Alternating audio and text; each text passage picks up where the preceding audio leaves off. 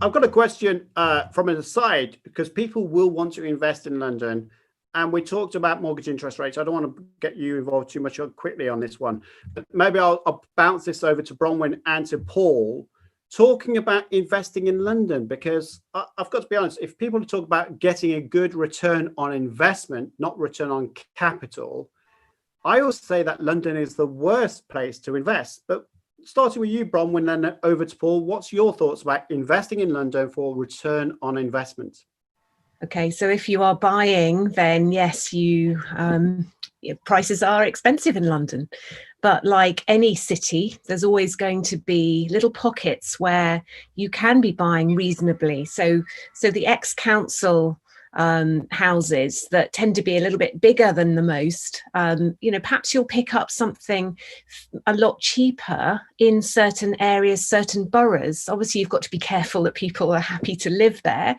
But I do know people that have got very, very good at finding their sweet spot, the strategy that works for them, particularly buying, say, a 1-bed house and converting it into a 2-bed house, by creating another bedroom, by finding really motivated sellers and doing some refurbishments. So there's possibilities, but it's harder. Absolutely agree, it's harder. But there are other investment strategies you can look at rather than perhaps buying outright.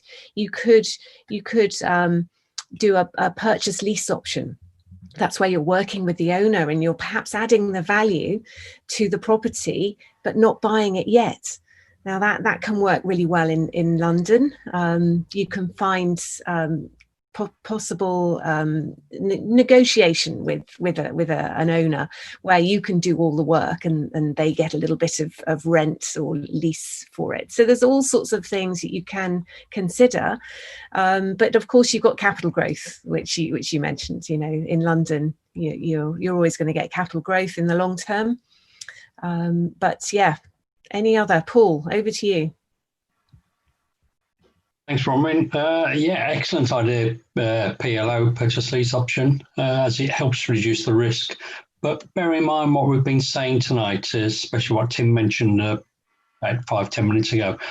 There is a big risk of I won't say a crash, but a correction, shall we say, in Q1, Q2 next year. It may even start to occur in Q4 this year. Although the stamp duty correction, reductions will help to resist that.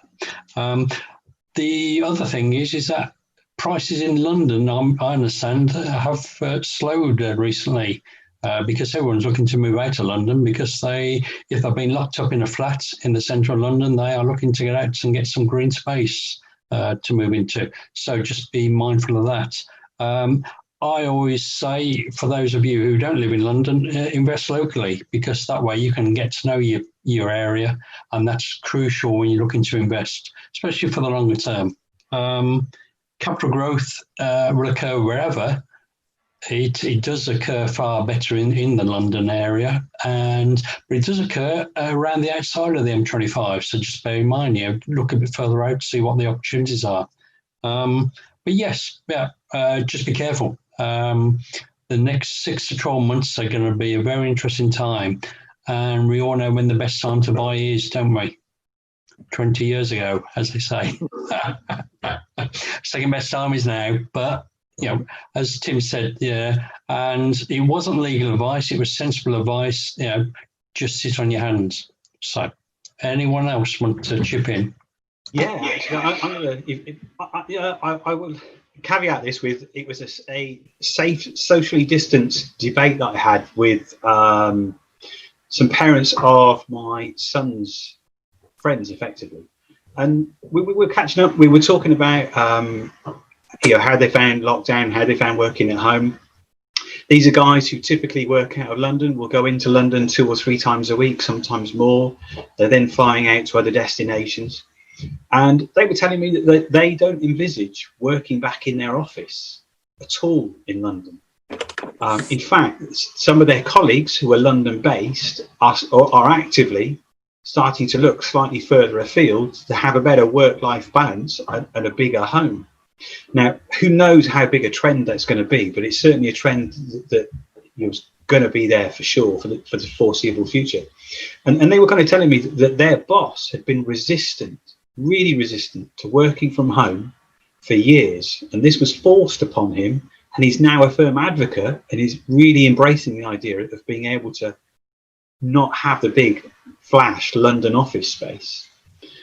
And is it's really fascinating. So I think that as a backdrop with London is going to be a very interesting and hard to call market, certainly in pockets of it.